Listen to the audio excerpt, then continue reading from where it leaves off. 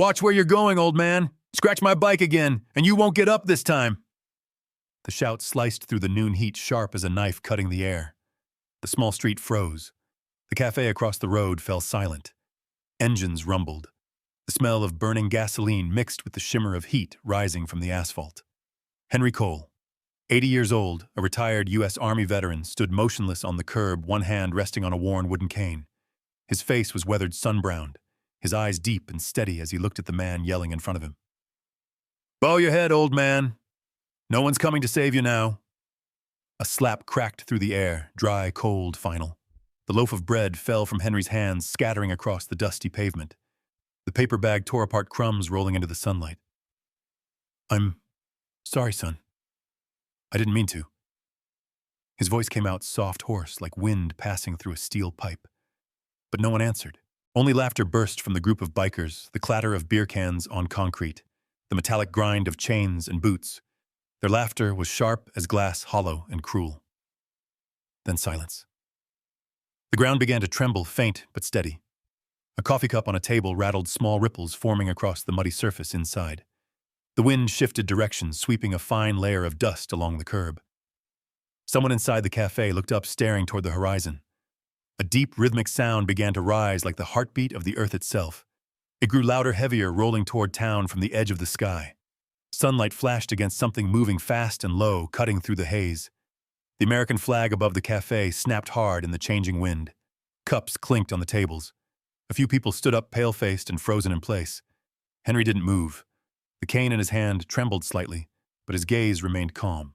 From the distance, the dark silhouette of a helicopter began to take shape against the burning sky. The pounding of its rotors tore through the air, deep, resonant, unmistakable. No one knew what was happening. Someone whispered under their breath, almost in awe, "God, that's the Ghost Raven unit." A powerful gust swept through the street, filling the air with dust and sunlight. Henry lifted his head slightly. On that lined, time-worn face, there was no fear, only quiet resolve. And as the black shadow descended from above, every soul on that street understood the old man who had been struck was never truly alone. If you believe that true courage isn't found in the sound of gunfire, but in the silence of those who have walked through war, then subscribe to Brave Veteran Stories and join us in preserving the memory, the dignity, and the respect of our true heroes. Henry sat down on the curb, his trembling hands reaching for the fallen loaf of bread. The crumbs were covered in dust, yet he brushed them off gently, as if afraid of losing something small and familiar. The torn paper bag lay flattened against the hot concrete, rustling faintly in the wind, making a sound thin and fragile like a sigh. In front of the cafe, a faded American flag clinked softly against its metal pole, each strike echoing a rhythm, the rhythm of time, of memory, of loyalty that never grows old. Henry lowered his head, sunlight glinting off his silver hair. He wiped the smear of blood from his lip with a rough hand and smiled faintly, a small, quiet smile meant only for himself. "Guess I've had worse." The words came out hoarse, low, thick, with time carried away by the wind. They weren't self-pity.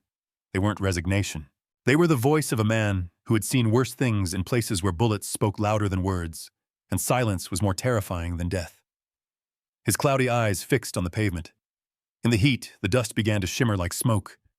Then came the memories, the desert, the explosions, the rolling fire, the radio static laced with the sound of men calling each other's names. Burned hands gripping red-hot metal, dragging someone from the flames before collapsing into the haze. The smell of fuel, of charred flesh, of air too thick to breathe, all of it came rushing back in a single heartbeat, choking the breath in his chest. Henry closed his eyes.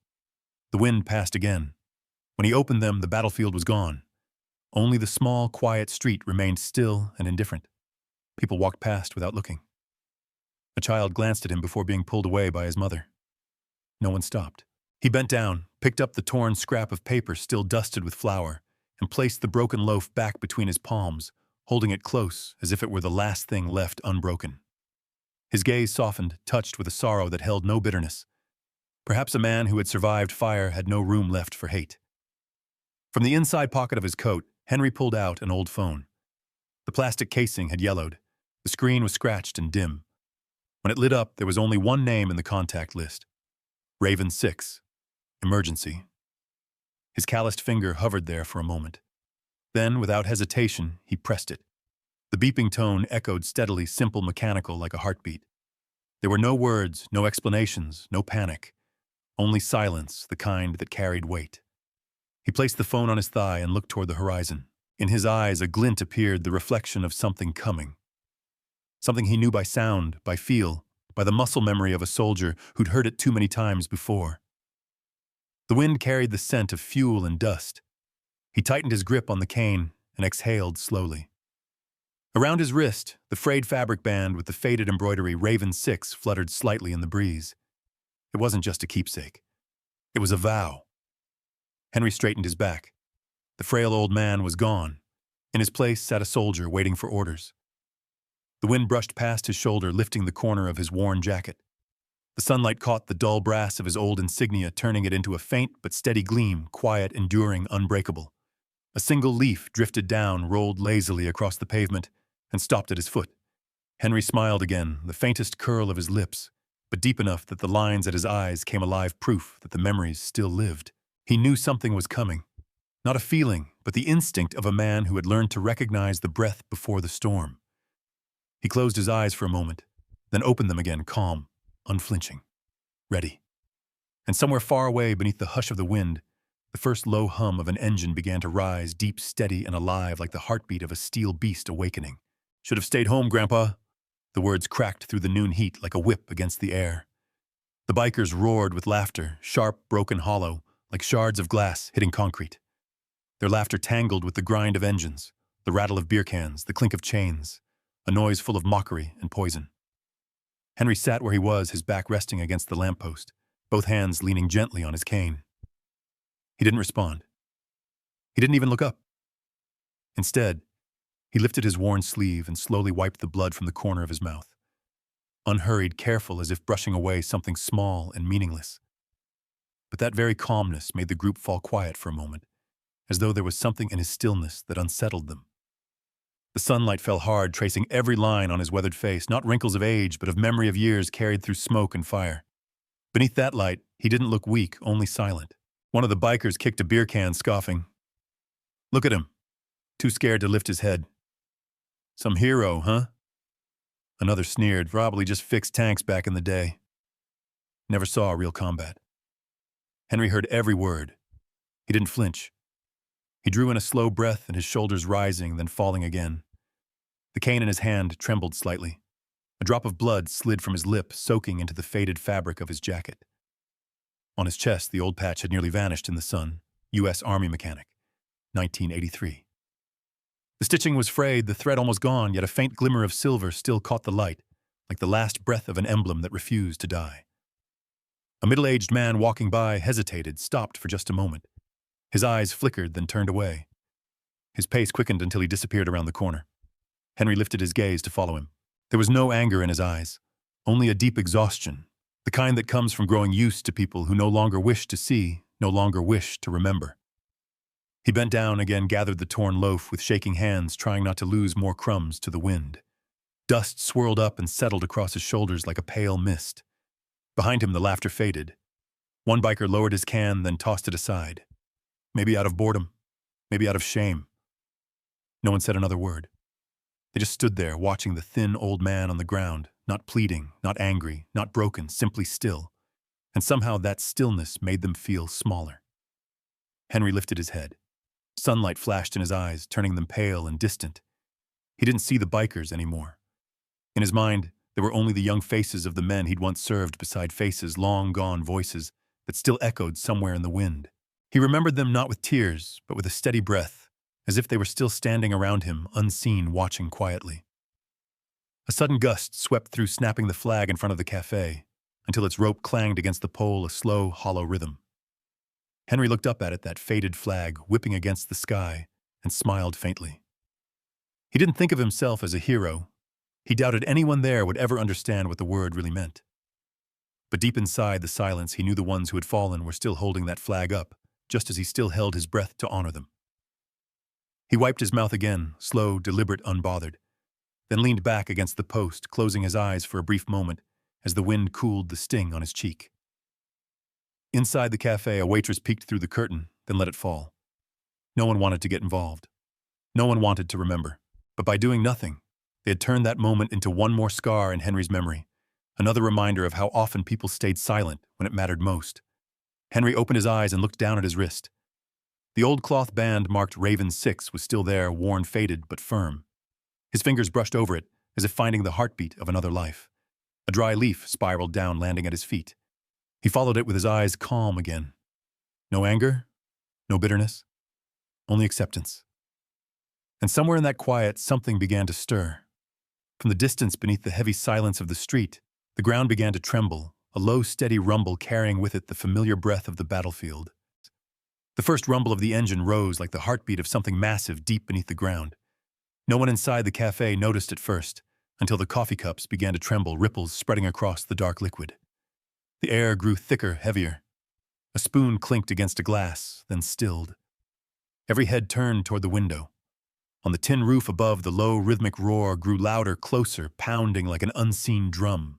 The faded American flag outside the cafe snapped hard in the wind, stretched to its limit. Dust began to spiral upward, curling into the blinding midday light. The laughter, the idle chatter, all of it disappeared, swallowed by a single rising sound, the thundering chop of helicopter blades cutting through the air. A child pointed to the horizon, his voice trembling. "Mom!" "What is that?" No one answered. No one knew. The dark shape grew larger, lower, until the ground itself began to quake. Everything seemed trapped between wind and dust. Cups, plates, and chairs rattled, creating a frantic symphony of chaos. The black helicopter descended slowly, deliberately, like a giant steel bird searching for its landing. The rotor wash whipped across the street, sending sand swirling into the air, sweeping down the row of shops. The town held its breath. A few people rushed outside, shielding their faces from the wind. Some raised their phones, but quickly lowered them, realizing this was not something meant to be filmed. No sirens. No announcements. Only the cold, exact precision of the military. The helicopter touched down in the open field beside the main road.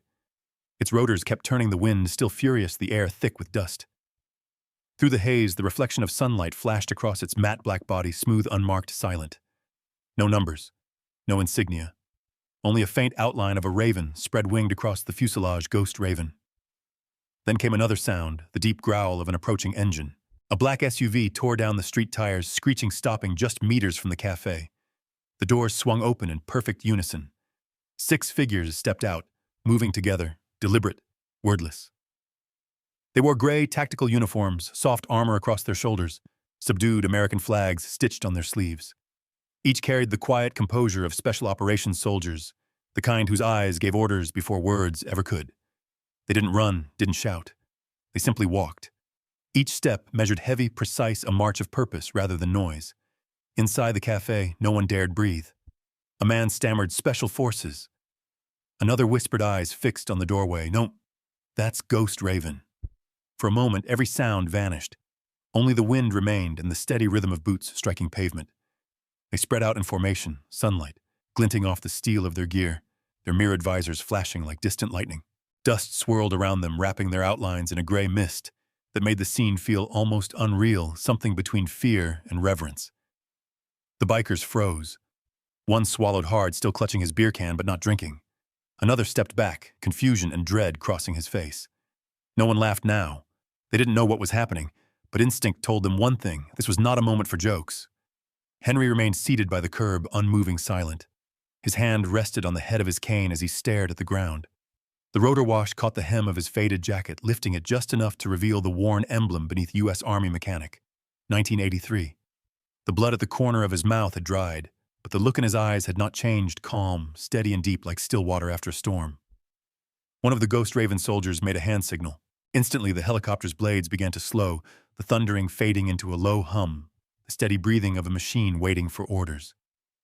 From the SUV, another figure stepped out. Tall, broad-shouldered, every motion deliberate. Sunlight flashed across the silver lettering on his shoulder patch, U.S. Army Special Operations Ghost Raven. The air thickened. The crowd instinctively backed up onto the sidewalk, clearing a path without being told. All eyes followed the man's steady stride, slow, unhurried, the kind of walk that needed no introduction. Henry looked up. For a brief moment, the dust, the light, and the years between them disappeared. Recognition flickered in his eyes. It lasted only seconds, but in those seconds, the line between past and present blurred. The old veteran sitting in the dust and the special operations soldier approaching him, became two parts of the same story, two generations bound by an invisible thread of honor. And when the man stopped in front of him, the sunlight struck the insignia on his shoulder, revealing the ghost raven emblem. Henry's lips curved into a faint, knowing smile. He didn't need to speak. He already knew the storm had arrived. The SUV door opened with a slow, metallic creak that cut through the heavy air. A man stepped out, tall, composed, the kind of presence that silenced noise without effort. His gray Special Operations uniform caught the sunlight, the wind pulling gently at the fabric. On his left shoulder, a silver insignia gleamed faintly, U.S. Army Special Operations Ghost Raven. He moved through the haze, each step firm and deliberate. His eyes locked on the old man sitting quietly by the curb. No one in the street dared to speak. The wind carried the smell of oil metal and memory thick with the weight of old wars and unfinished respect. Elias Cole stopped in front of his father. "Dad." He knelt gently, wiping the dried blood from Henry's cheek. "I got here as fast as I could." Henry looked up at his son. A faint smile touched his lips. "I know," he said, voice rough, but steady, as if the moment didn't surprise him at all. The entire street fell still. Inside the café, people pressed against the windows. The bikers stood frozen. A beer can slipped from one man's hand, clattering sharply against the pavement, a sound that somehow made the silence heavier. Elias's hand rested on his father's shoulder, firm but tender. His eyes burned not with anger alone, but with grief, pride, and the quiet ache of understanding. The wind rose, sweeping dust across the street, coating Elias's boots in a pale film. Henry's gaze lingered on the silver badge on his son's arm, the same shine he had once seen on his own comrades long ago. Pride flickered behind the deep lines of his face. For a moment, he wasn't just looking at his son. He was seeing a continuation of everything he'd ever stood for. The crowd began to realize who they were looking at. A woman gasped, her hand over her mouth. A man whispered, "That old guy. He's the father of the Ghost Raven, Commander." No one answered. They didn't have to. The truth was already standing in front of them. Elias rose to his feet. The wind caught his jacket, making it flare behind him as he turned to face the bikers' men, who now stood pale under the harsh sunlight. His voice came low, calm, but every word hit with the weight of command. "Do you have any idea who this man is?" Silence. Elias stepped forward, eyes cold and unwavering. "The man you hit pulled 3 soldiers out of a burning convoy in Basra in 1991. He kept them alive with his bare hands." No one laughed now. The engines were silent. The only sound left was the wind whistling over the rooftops and the short, uneven breaths of men realizing their mistake too late. Henry sat quietly, his expression unchanged. He shook his head slightly. "Don't blame them, son. They're young." Elias turned back to him, his jaw tight. "No one lays a hand on you." "No one." Henry smiled, the tired, knowing smile of someone who had lived long enough to see justice return in its own time. "Justice finds its way, son," he said softly. "I just need peace." Another gust swept through, carrying dust and sunlight with it. For a brief, suspended moment, the town felt caught between two worlds, past and present, father and son, the soldier who once held the line and the one who now protected the skies. Two eras standing side by side in sacred silence. Elias looked around at the bowed heads, the guilty faces, the ones who could no longer meet his eyes. "This world may have forgotten what's right," he said quietly. "But I haven't." Henry's reply came just as soft. "You don't need to prove it, son. They'll see it in how you stand."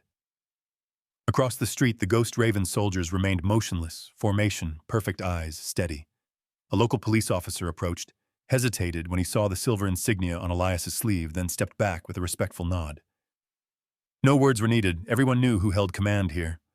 The wind settled. In the distance, the helicopter still thudded faintly, its rhythm like a slow heartbeat, echoing through the air. Henry rose, and Elias instinctively reached out, steadying him. They stood face to face, no longer just father and son, but soldier to soldier. One who had survived war and one still living inside it. Henry placed a hand on his son's shoulder, his voice barely above a whisper. "Sometimes, son, you don't need to do anything. Just being here is enough." Elias nodded, bowing his head slightly, not as a son to a father, but as a soldier saluting the superior he would always honor. And then, as the dust began to settle and the air grew still, Elias clenched his fist, ready to speak the words that would silence an entire street, the words that would finally give voice to the legacy of an old soldier the world had long forgotten. The air on the street seemed compressed heavy, as if even the wind held its breath. Every sound disappeared, leaving only Elias's voice, slow, steady, cutting through the silence like steel. "The man you hit," he paused, his eyes sweeping across the bikers now staring at the ground, "is the one who pulled 3 wounded soldiers from a burning convoy in Basra, 1991. No one answered. No one even dared to breathe. Elias took another step forward, his tone dropping lower, each word clear as a verdict. He kept them alive, with his bare hands. A wave of hot wind swept through the street. Somewhere behind a coffee cup fell and shattered, but no one turned to look. The bikers stood like statues. The blond one, the first to strike, clenched his jaw, eyes darting around, searching for a way out. But there was none. Elias continued, his voice still calm, but each syllable struck like a drumbeat in the chest. "You mocked a man this entire army still owes a thank you to. He never bragged about what he did, never showed a medal. He just lived quietly among you until you chose to humiliate him." The street was silent. The curious glances of bystanders had melted into stillness. A woman pressed a hand to her heart. A child gripped his mother's fingers tighter. No one moved. They were simply there to listen. Henry lifted his head. The wind caught his silver hair, sunlight tracing the lines of his weathered face. There was no pride in his eyes, no anger, only the calm of a man who had survived enough storms to know that silence sometimes speaks louder than rage. Elias's voice trembled slightly as he went on. "Do you know those hands were once burned so badly he couldn't close them?" The biker shuddered, his throat tightening. "And yet he went back to the field," Elias said, his voice breaking. He told his commander, "As long as someone needs a fix, I'm not done." The words hung heavy. Elias bowed his head, eyes clouding as he looked at his father. Henry smiled faintly, a quiet, knowing smile that said, "Enough, son. You don't need to speak for me." From the end of the street came the soft growl of an engine. 2 police officers arrived, stepping out without sirens, without shouts. They walked slowly, understanding instinctively that this wasn't a routine arrest. One drew a pair of cuffs. The blond biker didn't resist. He simply bowed his head and let his hands be taken. The click of metal echoed through the still air, short, final, and clean. Elias's eyes followed them, but Henry's hand rose gently. "Don't blame him, son." Elias turned, confusion tightening his voice. "After everything he did to you, you still," Henry interrupted softly but firmly. "Some lessons take time. He just learned his first one." Elias said nothing. His gaze fell on his father's hands, thin, trembling, but still gripping the cane with quiet strength. Those were the hands that had saved lives, endured flame, and held up an era that now only lived in stories. And yet they were steady, unshaken. The people around began to lower their heads. No one told them to. It happened naturally, like an instinct older than words. A young man removed his cap and pressed it to his chest. An old man placed his hand over his heart. A young soldier arriving late stood at attention and saluted. No orders were given. But everyone understood this was how they said, "I'm sorry." Elias stepped back slightly, his eyes stinging. He had never seen his father look so small and never so immense. Henry watched as the biker was led away, his expression gentle, almost kind. He wasn't forgiving a man who had hit him. He was forgiving a world that had forgotten how to bow its head to what truly deserved respect, Elias whispered. "How can you stay so calm after all that?" Henry's reply came low, almost like a sigh. "Because if I hadn't learned to stay calm, I wouldn't have survived this long." The wind blew again, carrying dust and light, but it also carried something else, something cleaner, as if the whole street had been washed free of its weight. Elias placed a hand on his father's shoulder, saying nothing. Between them, silence said everything. Pride, grief, love, and peace. Henry looked toward the sky, the sunlight catching in his eyes like the glow of a dying ember that refused to fade. He gave a small nod as if closing a chapter that had waited decades to end. And as the last of the tension drained from the air, a young man, his face still pale but softer now, stepped forward toward Henry. His eyes no longer held defiance, only remorse. What began next was not born from victory, but from understanding, a quiet meeting between guilt and grace. 3 weeks later, the morning light spilled gently across the courtyard of the VA Center. Maple leaves drifted down in quiet spirals, and the faint breeze along the hallway made the rows of small American flags sway softly. At the far end of the corridor, in a sunlit room that smelled faintly of coffee and old paper, Henry Cole sat by the window.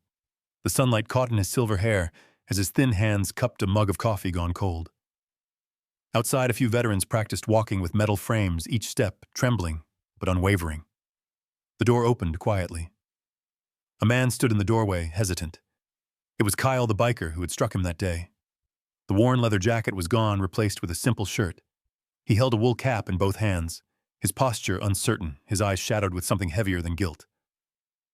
Kyle spoke first, voice low and rough. I came to say, I'm trying to make things right. Henry set the mug down carefully, his voice calm but firm. Make things right, huh? You've already started by showing up. Kyle's gaze dropped. But I don't know what else to do. Henry studied him for a moment, then smiled faintly. Start by coming back. Every day. Until you don't have to remind yourself anymore. The room settled into silence. The clock ticked steadily. Kyle sat down across from him, his hands clenched in his lap. His voice cracked slightly as he spoke.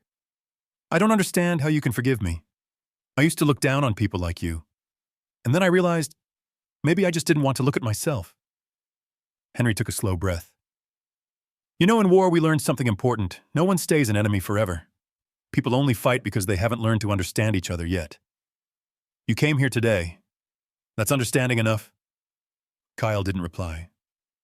Sunlight streamed through the window, tracing across his tired face the face of a man carrying guilt, without knowing how to lay it down.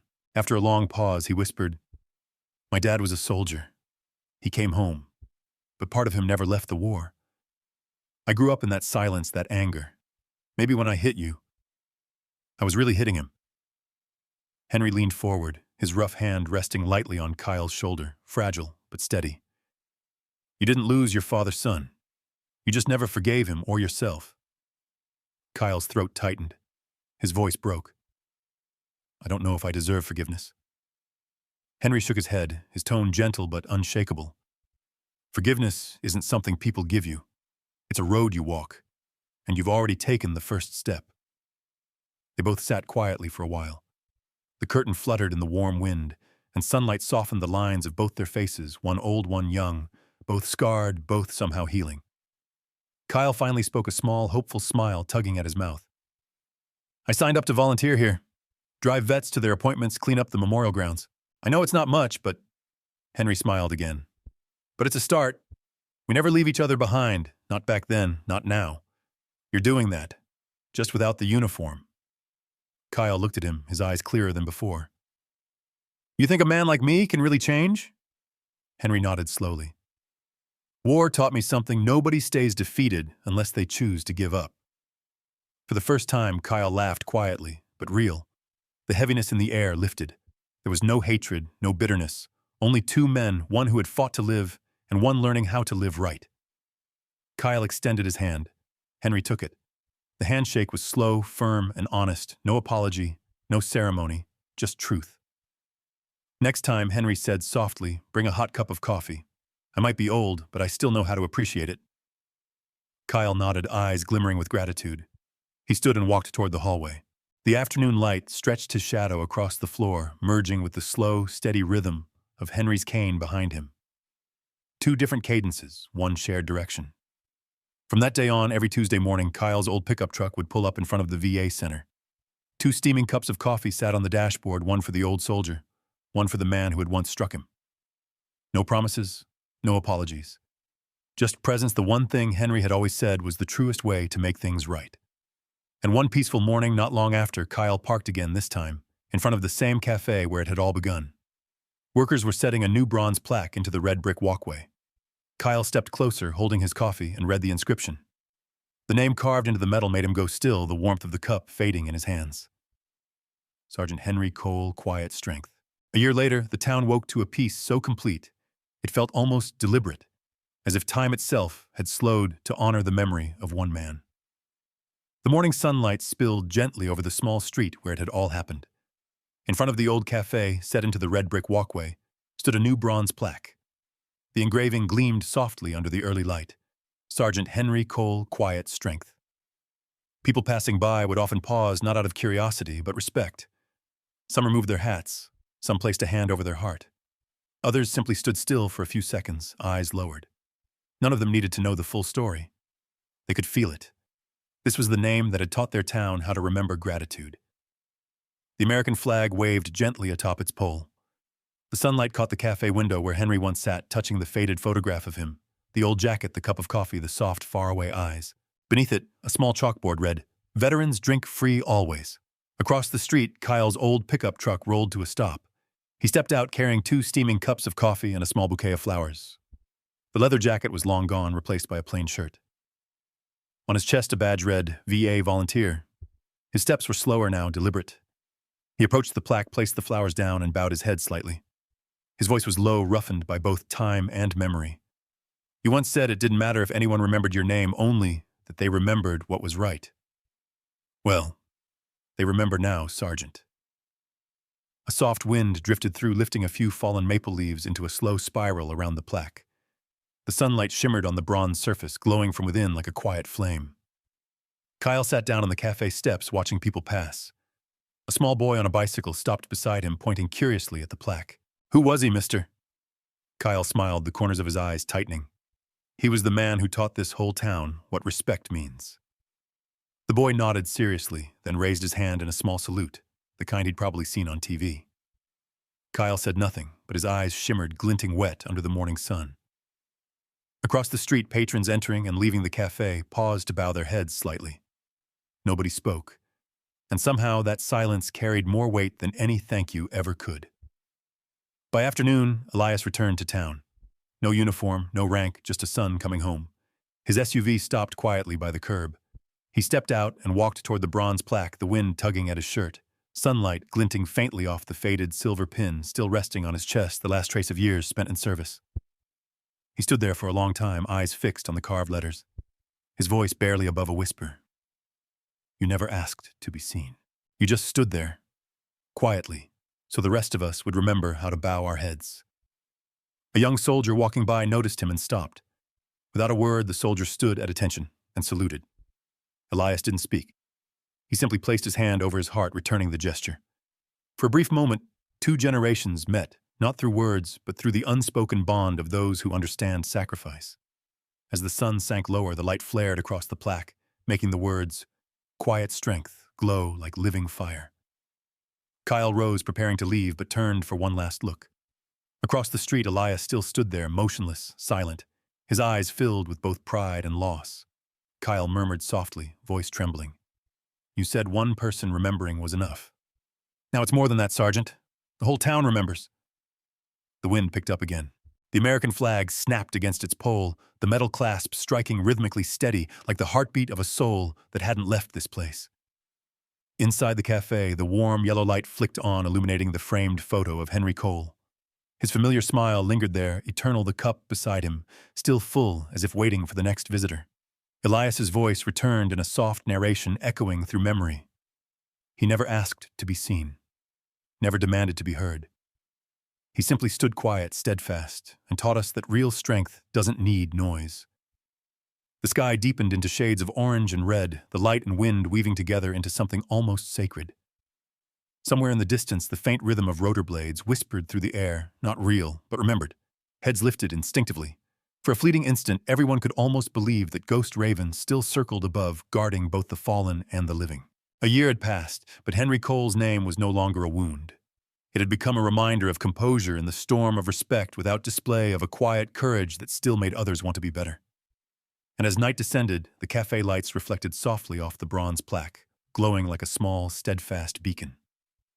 Beneath those engraved words lay not a story of victory, but a legacy of humanity, humility, and the enduring power of quiet strength.